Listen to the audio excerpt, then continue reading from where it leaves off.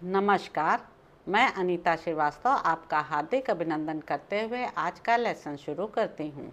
अभी तक आपने निखलम सूत्र को प्रयोग करते हुए कुछ स्पेशल केसेस का मल्टीप्लिकेशन सीखा।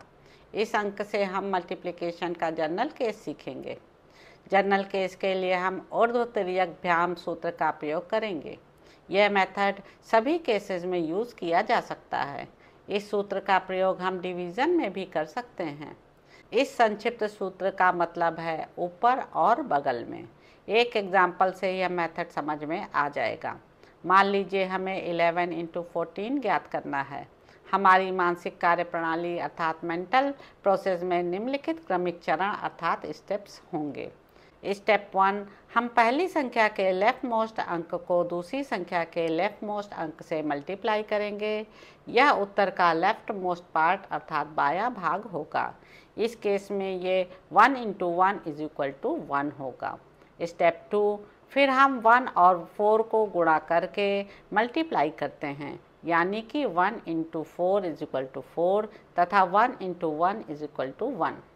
ध्यान देने योग्य बात यह है कि पहली संख्या के लेफ्ट मोस्ट पार्ट को दूसरी संख्या के लेफ्ट से दूसरे स्थान के नंबर से मल्टीप्लाई करना है, यानी कि क्रॉस मल्टीप्लिकेशन। स्टेप 3, अब स्टेप 2 में प्राप्त संख्याओं अर्थात नंबर्स को जोड़ देते हैं, अर्थात उन्हें ऐड कर लेते हैं। इस केस में 4 प्लस 1 इज इक्वल टू 5 और यह उत्तर का मध्य अर्थात मिडिल पार्ट होगा। स्टेप 4, अब हम संख्याओं अर्थात नंबर्स के राइट मोस्ट पार्ट को मल्टीप्लाई करेंगे तथा यह उत्तर का राइट पार्ट होगा। इस केस में 1 into 4 is equal to 4। Step 5, अतः 11 इंटू 14 इज इक्वल टू 154। इस तरह 13 इंटू 12 हुआ 1 into 1 is equal to 1, 1 into 2 is equal to 2 और 1 इंटू 3 इज इक्वल टू 3। अतः 2 plus 3 is equal to 5, 3 into 2 is equal to 6। अतः 13 into 12 is equal to 156। इसी तरह 15 into 11 हुआ 1 into 1 is equal to 1, 1 into 1 is equal to 1 और 5 into 1 is equal to 5। अतः 1 plus 5 is equal to 6, 5 into 1 is equal to 5। अतः 15 into 11 is equal to 165। इसी तरह 22 into 13 हुआ 2 into 1 is equal to 2, 2 into 3 is equal to 6 और 2 into 1 is equal to 2। अतः 6 plus 2 is equal to 8, 2 into 3 is equal to 6। अतः 22 is equal to 13 is equal to 286। इसी तरह 23 into 21 हुआ 2 into 2 is equal to 4, 2 into 1 is equal to 2 और 3 into 2 is equal to 6। अतः 2 plus 6 is equal to 8, 3 into 1 is equal to 3। अतः 23 into 21 is equal to 483।